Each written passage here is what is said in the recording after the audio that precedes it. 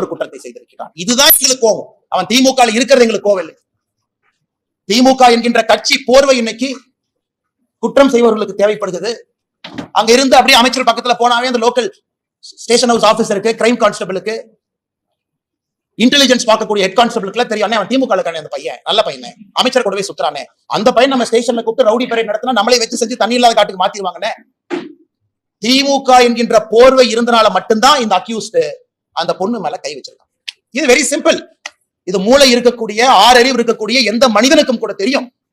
திமுக கட்சி பொறுப்பு இருக்கு, திமுக அமைச்சர்களோடு இருக்கிறாங்கிற ஒரே காரணத்துக்காக மட்டும்தான் ஸ்டேஷன்ல என்கொயரி பண்ணல. இதே போல ஒரு குற்றத்தை அவன் செய்திருக்கின்றான். அதே குற்றத்தை இரண்டாவது முறை செய்திருக்கின்றான்.